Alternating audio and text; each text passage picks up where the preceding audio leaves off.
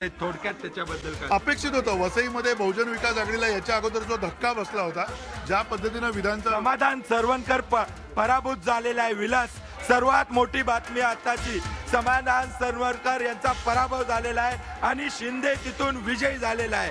ही खूप मोठी पुन्हा एकदा घराणेशाहीला धक्का बसलेला आहे. हा ठाकरे ब्रँड आहे. हा ठाकरे मराठी मत ध्रुवीकरण झालं. वसई विरार या बिलकुल पद्धतीने बिलकुल सावध झाले होते. मतांचं ध्रुवीकरण इथं झालेलं दिसतंय सर आपल्याला. नक्की मतांचं ध्रुवीकरण झालेलं आहे आणि मराठीची जी एक लाट होती ती निश्चित दिसते.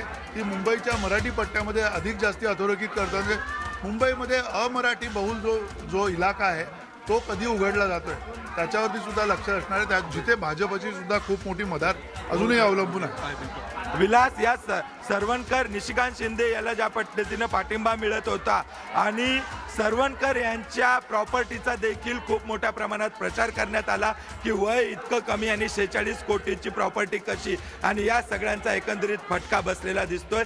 घराणेशाहीला नाकारणारा हा देखील एक निकाल आहे. विलास, शिंदेच्या शिवसेनेनं खरं तर त्याच मोठ्या चेहऱ्यांच्या घरात हे जी उमेदवारी देण्याचा निर्णय घेतला होता तो फसला. शिवसेना उद्धव बाळासाहेब ठाकरे पक्षाचे निशिकांत शिंदे विजयी झालेत. समाधान सरवणकर यांचा पराभव झालाय. समाधान सरवणकर आणि तिकडे बघा वायकरांच्या कुटुंबात सुद्धा त्यांची मुलगी पराभूत झालेली आहे. शिंदेच्या शिवसेनेनं ज्या घराड्यांमध्ये मोठ्या नेत्यांच्या कुटुंबात उमेदवारी देण्याचा निर्णय घेतला होता, लोकांनी ते साफ नाकारलेलं आहे. यावेळेस मतांचं जे ध्रुवीकरण झालं ते ठाकरेंच्या बाजूने झाल्याचं दिसतंय आणि त्याचा फटका शिंदेच्या शिवसेनेला बसलेला आपल्याला स्पष्टपणे दिसतोय. दादरचा हा जो बालेकिल्ला आहे तो बालेकिल्ला शाबूत राहतो की नाही हे अतिशय महत्त्वाचं होतं. गेल्या वेळेस मात्र याच्या आधीच सरवणकर हे आमदार होते, ते मागच्या वेळेस पराभूत झाले. तिथं उद्धव बाळासाहेब ठाकरे पक्षाचा आमदार झालेला होता. पण यावेळी काय होईल याच्याबद्दल प्रचंड उत्सुकता होती.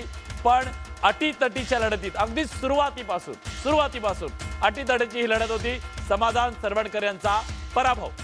समाधान सरवणकर हे श्रीमंत उमेदवारांमध्ये त्यांचं नाव सगळ्यात वर होतं. आत्ता जसं आम्ही त्यांनी सांगितलं 45 कोटींची प्रॉपर्टी आणि त्याबद्दल खूप बोलल्या गेलं आणि त्यामुळेच की काय तिथे एक अनिश्चित होती की कोण निवडून येणार आहे. पण त्यामध्ये आपला बालेकिल्ला राखण्यामध्ये ठाकरे ब्रँडला यश आलंय. ठाकरे बंधूंचा जो काही उमेदवार आहेत निशिकांत शिंदे हे तिथे निवडून आलेत. त्यामुळे पुन्हा एकदा सिद्ध झाला की ज्या ज्या ठिकाणी उमेदवार निवडून येतात तिथे ठाकरे ब्रँड त्यांनी स्वतःचं अस्तित्व हे सिद्ध केलेलं आहे. समाधान सरवणकर यांचा पराभव झालाय. पुण्यामध्ये भाजप 52 जागांवर आघाडीवर आहे.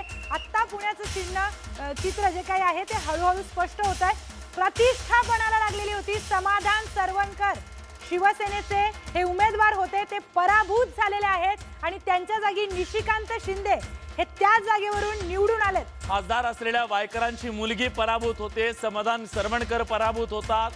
याचा अर्थ ठाकरेंच्या दोघांच्या एकत्र येण्यामुळे मराठी मतांमध्ये फूट पडून एक प्रकारे जी वजाबाकी मुंबईमध्ये भाजपचे रवी राजा हे पिछाडीवर आहेत.